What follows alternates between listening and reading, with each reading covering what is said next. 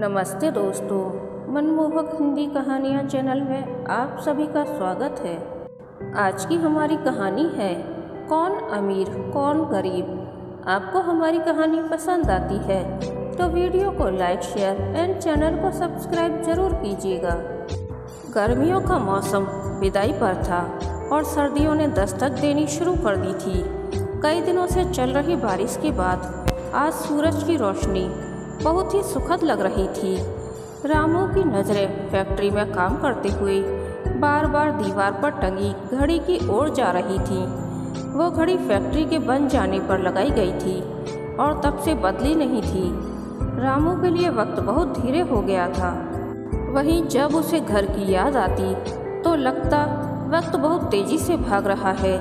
वो इस तरह बेताब हो रहा था जैसे कोई पंछी पिंजरे से बाहर निकलने के लिए तड़प रहा हो। मशीनों के शोर में उसके साथी शामू, जो कि उसका पड़ोसी भी था, उसने उससे पूछा, क्या हुआ रामू? बहुत परेशान दिख रहा है। रामू शायद अपनी परेशानी किसी को बताना नहीं चाहता था, इसीलिए उसने अपने चेहरे के भाव को संभालते हुए जवाब दिया, अरे नहीं रे, मैं तो बस छुट्टी का टाइम देख रहा हूँ। साहब से थोड़ा काम है, कोई ज़रूरत है क्या? अरे नहीं नहीं, कुछ नहीं है, बस घर में थोड़े पैसे की ज़रूरत पड़ गई है। परेशानी की सिलवटें माथे पर लिए रामू ने शामू के सवाल का जवाब दिया। शामू ने फिर दिलासा देते हुए कहा, ठीक है रामू भैया, वैसे तो साहब बहुत सज्जन आदमी है, तुम्हारी समस्या का हल जरूर कर देंगे। तभी एक ऊंचे सायरन की आवाज़ आई जो कि छुट्टी होने का संकेत थी। सभी मजदूर ऐसे निकल रहे थे जैसे किसी स्कूल से छुट्टी होने पर बच्चे बाहर निकलते हों। मशीनों की आवाज़ शांत हो चुकी थी और उसकी आगाह इंसानों की बातचीत ने ले ली थी। कुछ ही पल में जब सब मजदूर चले गए तो फैक्ट्री में एक सन्नाटा सा पसर गया। रामू के मन में इस सन्नाटे में भी एक तूफान का अलग सा शोर मचा हुआ था। जैसे ही वो बड़े साहब के दफ्तर के बाहर पहुंचा, वहां उसे मुंशी मनमोहन दास ने देख लिया और देखते ही बोले, रामू तू यहाँ क्या कर रहा है? कुछ काम था क्या? मुंशी जी, काम तो बड़े लोगों को होता है, हम जैसे गरीब लोगों की तो मजबूरियाँ होती है जो कहीं भी जाने को मजबूर कर देती है। ऐसी बातें क्यों कर रहा है तू? सब खैरियत से तो है ना? खैरियत? गरीब की खैरियत तो अमीर की खैरात में होती है। हमारी जिंदगी तो बस सूरज के उगने और डूबने भर की मोहताज है। इसी तरह एक दिन हमारी ज़िंदगी भी डूब जाएगी। इतने दिन जीना है, बस सूरज की तरह जलते रहना है। ये क्या बोले जा रहा है? तू वही रामू है ना जो दूसरों को हौसला देता है? तूफानों का सामना करने वाला रामू आज हवा के झोंकों से डर गया। जो पेड़ मजबूत होकर तूफानों का सामना करते हैं, उनका आंधी पानी भी कुछ बिगाड़ नहीं सकती। उन पेड़ों को वक्त का दीमक ऐसा खाता है कि पेड़ ऊपर से तो मजबूत दिखता है पर अंदर से खोखला हो जाता है और फिर एक हवा का झोंका भी उसे तिनके की तरह उड़ाकर कहीं दूर फेंक देता है। कहते कहते रामू की आंखें नम हो गई थीं। मुंशी उसे अच्छी तरह जानते थे, वो कभी हार मानने वाला नहीं था। फिर आज ना जाने कैसे वो इतना कमज़ोर हो गया था। कारण जानने के लिए मनमोहन दास ने रामू से पूछा कि हुआ क्या है। तो रामू ने जवाब दिया कि पिछले 4-5 बरस से खेत खलिहान में मौसम की मार की वजह से कोई भी फसल नहीं हो पाई है। अब घर में खाने का एक दाना भी नहीं है। बेटी ब्याहने के लायक हो गई थी, खेत गिरवी रखकर शादी की। अब रोज कर्जदार तकाजा करने आते हैं। बिट्टू की फीस नहीं गई थी, कई महीनों से तो उसे भी स्कूल से निकाल दिया गया है। पत्नी रोज सबको थोड़ा बहुत खिलाकर खुद भूखे पेट सो जाती है। अब तो बस जान देने का दिल करता है, पर सोचते हैं बाद में परिवार का क्या होगा। ये सब बताते बताते रामू की आंखों से दर्द रूपी आंसुओं की धारा बह निकली। मुंशी को ये सब मालूम न था और जब वो ये सब जान गई तो उन्हें यकीन न हुआ कि रामू इतना सब कुछ होने के बावजूद भी किसी से कुछ नहीं कहता। कितनी हिम्मत है उसमें जो सब कुछ अकेला ही सह रहा है। उन्हें कुछ समझ नहीं आया कि रामू की इस हालत पर क्या प्रतिक्रिया दे। मनमोहन दास ने रामू की पीठ थपथपाते हुए कहा, हौसला रख रामू, सब ठीक हो जाएगा। इन आंसुओं को रोक के रख, ये इंसान को कमज़ोर बना देते हैं। अक्सर जिंदगी से लड़ने की उम्मीद आंसुओं के समंदर में डूबकर दम तोड़ देती है। चल, मैं भी चलता हूँ। साहब के दफ्तर में तेरी समस्या का कोई हल शायद निकल ही जाए। दोनों दफ्तर के अंदर जाने के लिए आगे बढ़ते हैं। अंदर आ जाए मालिक। मुंशी ने दरवाज़ा खोलते हुए अंदर बैठे साहब से पूछा, आइए मुंशी जी, कैसे आना हुआ? फाइल को मेज पर रखते हुए साहब ने मनमोहन दास से पूछा। हिचकिचाते हुए मुंशी जी बोले, साहब ये रामू है, हमारी फैक्ट्री में बहुत सालों से काम कर रहा है। इसकी ईमानदारी के पूरे गांव में मिसाल दी जाती है। ऐसे और भी कई काम करने वाले होंगे मुंशी जी। आप मुद्दे पर आए।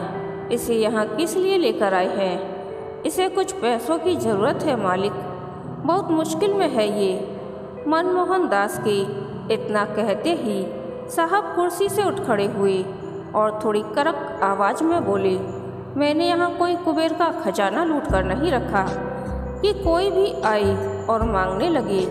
ये जो काम करते हैं उसके पैसे तनख्वाह के तौर पर इनको दे दिए जाते हैं। इससे ज़्यादा हम कुछ नहीं कर सकते मालिक, बस थोड़े से पैसे चाहिए। 4 दिन में तनख्वाह मिल जाएगी, उसमें से कटवा देंगे। घर वाली की तबीयत खराब है, अगर पैसों का बंदोबस्त ना हुआ तो वो मर जाएगी। रोते हुए रामू घुटनों के बल हो बैठा, लेकिन साहब के रवैये में कोई नरमी न आई। उन्होंने फिर उसी लहजे में कहा, देखो तुम्हारे यहाँ आंसू बहाने का कोई फ़ायदा नहीं है, अब तुम जा सकते हो। अचानक दरवाजे पर दस्तक हुई। सर चलिए, आज पड़ोस के मंदिर में गरीबों को कंबल बांटने जाना है। अरे हाँ, मैं तो भूल ही गया था, चलो नहीं तो देर हो जाएगी, कहकर साहब एक अपने पिए के साथ चले गए। कमरे में फिर एक सन्नाटा छा गया। रामू जो कि घुटनों के बल बैठा था उठ खड़ा हुआ और सोचने लगा, रामू तू चिंता मत कर, सब ठीक हो जाएगा। इतना कहकर मनमोहन दास ने अपनी जेब से 200 रुपये निकाल कर कहा कि अभी तो वो इतनी ही मदद कर सकते हैं। रामू ने पैसे पकड़ते हुए मनमोहन दास का धन्यवाद किया और घर की ओर चल दिया। मनमोहन दास खामोशी से उसकी ओर देख रहे थे, लेकिन उनको भी किसी अदृश्य जंजीर ने जकड़ रखा था, जिसे वो तोड़ना तो चाहते थे लेकिन तोड़ ना सके। धुंध चारों ओर छा गई थी और 5 कदम से ज़्यादा दूर देखना असंभव था। थका हारा रामू घर पहुंचा तो देखा कि उसकी पत्नी अपने बेटे बिट्टू के माथे पर कपड़े की पट्टी गीली करके रख रही थी। अरे झुमरी, क्या हुआ बिट्टू को? पता नहीं जी, कुछ दिनों से बुखार चढ़ता उतरता है, आज एकदम से ज़्यादा हो गया। दोपहर से पट्टी बदल रहे हैं, बुखार है कि उतरने का नाम ही नहीं ले रहा। रामू ने हाथ लगाया तो देखा कि बिट्टू का बदन आग की भट्टी की तरह तप रहा था। उसने जरा भी देर न की और गांव के बाहर रहने वाले डॉक्टर के पास उसी समय ले गया। ये डॉक्टर कोई पढ़ा लिखा डॉक्टर नहीं था। कई साल पहले ये अपने बाप के साथ शहर गया था और वहीं किसी डॉक्टर के पास काम करते करते उसने काम सीख लिया था। फिर वो गांव आकर रहने लग गया था। रामू की पत्नी की दवाई भी इसी के यहाँ चल रही थी। रामू डॉक्टर के पास पहुँचा तो कुछ देर जांचने के बाद उसने भी जवाब दे दिया और उन्हें जितनी जल्दी हो सके शहर जाने की सलाह दी। आधी रात होने वाली थी। रामू और उसकी पत्नी बेटे को उठाए खेतों की पगडंडियों से होते हुए गांव के बाहर बनी सड़क पर पहुंच गए और वहन से पैदल ही शहर की सरकारी अस्पताल में पहुंच गए। थोड़ी बहुत कागजी कार्रवाई के बाद उसके बेटे को दाखिल कर लिया गया, लेकिन डॉक्टर का कोई अता पता नहीं था। रामू ने कई बार रिसेप्शन पर बैठी नर्स से पूछा, जो साथ बैठी अपने साथी के साथ गप्पे हाँक रही थी। जब रामू ने कई बार उससे डॉक्टर के बारे में पूछा तो वो गुस्से में आ गई और बोली, तू कोई मिनिस्टर है क्या जो डॉक्टर साहब अभी आ जाएंगे? इंतज़ार करो, सुबह तक आ जाएंगे। लेकिन सुबह तक अगर उसे कुछ हो गया तो? बहुत से मरीजों के साथ ऐसा होता है, इसमें कोई नई बात नहीं होगी। इतना सुनते ही रामू की सारी हिम्मत जवाब दे गई। अभी वो कंधे पर रखे अंगोछे को हाथ में पकड़ माथे का पसीना पोंछते हुए आगे बढ़ ही रहा था कि अस्पताल में पसरे सन्नाटे के बीच एकदम शोर शुरू हो गया। अरे हटो रास्ते से, ले चलो जल्दी, कोई डॉक्टर को फ़ोन लगाओ। इसी बीच रामू की नज़र रिसेप्शन पर बैठी उस मैडम की तरफ गई जो कुछ देर पहले बैठी गप्पे लड़ा रही थी। अब डॉक्टर को फ़ोन करके तुरंत आने को कह रही थी।